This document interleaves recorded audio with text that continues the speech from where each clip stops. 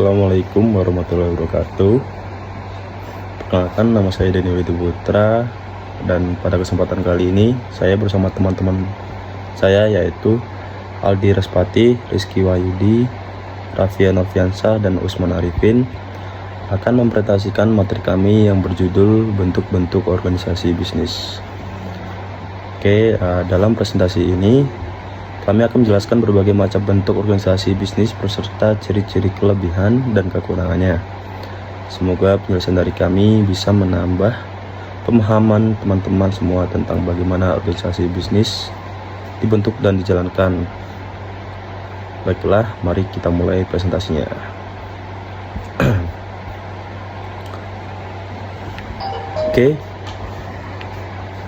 Pengertian organisasi bisnis. Organisasi bisnis adalah suatu entitas yang dibentuk untuk menjalankan aktivitas ekonomi dengan tujuan mendapatkan keuntungan. Organisasi ini memiliki struktur sistem dan sumber daya yang terorganisir. Bentuknya bisa sangat beragam, mulai dari usaha kecil, milik perorangan, hingga perusahaan besar berskala internasional, tergantung pada kebutuhan dan tujuan usaha tersebut. Selanjutnya. Organisasi perseorangan merupakan bentuk organisasi bisnis yang dimiliki dan dijalankan oleh satu orang. Pemilik bertanggung jawab penuh atas seluruh aktivitas dan kewajiban bisnis. Contoh, warung, toko kecil, jasa online, individu. Kelebihan, mudah didirikan dan dikelola. Keputusan bisa diambil dengan cepat, keuntungan menjadi milik pribadi. Yang kedua itu ada firma atau FA. Firma adalah organisasi bisnis yang didirikan oleh dua orang atau lebih yang sepakat untuk bekerja sama menjalankan usaha dan membagi keuntungan. Setiap sekutu bertanggung jawab secara penuh terhadap kewajiban firma, baik aset maupun utang. Kelebihan, modal lebih besar karena berasal dari beberapa orang. Beban kerja dan tanggung jawab dapat dibagi. Kemampuan dan keahlian digabungkan. Sekian dari saya.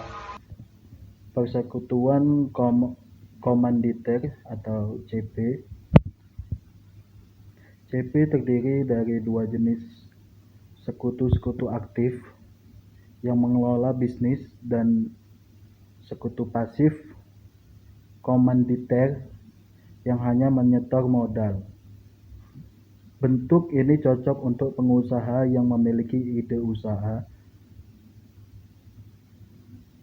tetapi kekurangan modal. Kelebihannya ada: satu, lebih mudah mendapatkan tambahan modal. Yang kedua, peran dan tanggung jawab dibedakan secara jelas. Yang ketiga, tidak semua pihak harus terlibat aktif dalam pengelolaan.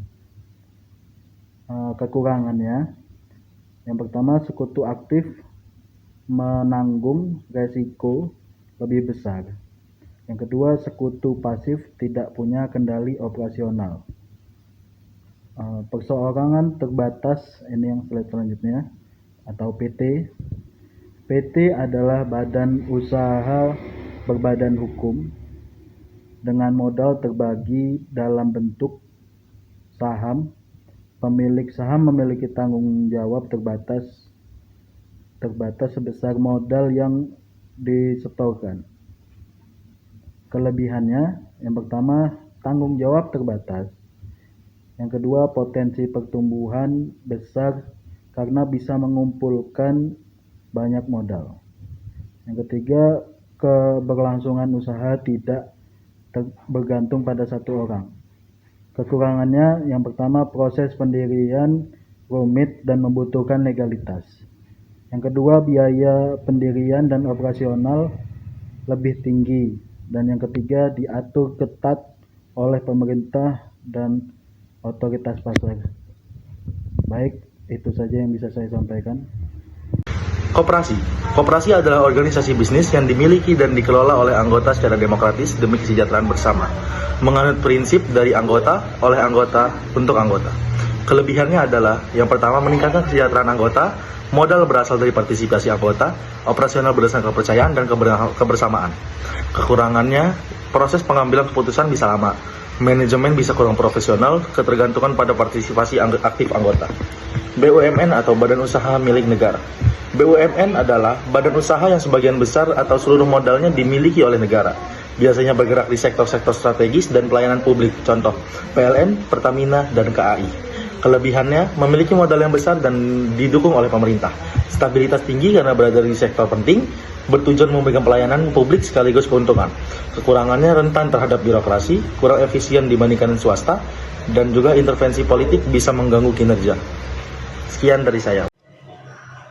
Perbandingan bentuk organisasi, perseorangan, individual, tanggung jawab penuh, firman, kolektif, tanggung jawab bersama, CV, campuran aktif dan pasif, PT, pemegang saham, tanggung jawab terbatas, koperasi, anggota, kolektif, BUMN, pemerintahan, pelayanan publik.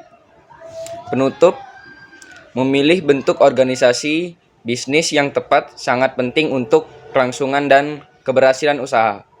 Pertimbangkan faktor-faktor seperti modal, risiko, tujuan, jangka panjang, dan jumlah pendirian sebelum menentukan bentuk organisasi bisnis. Semoga penjelasan ini bermanfaat untuk memperluas wawasan dalam kewirausahaan dan memotivasi kalian untuk memilih usaha yang tepat. Sekian dari saya, dari kelompok saya. Terima kasih.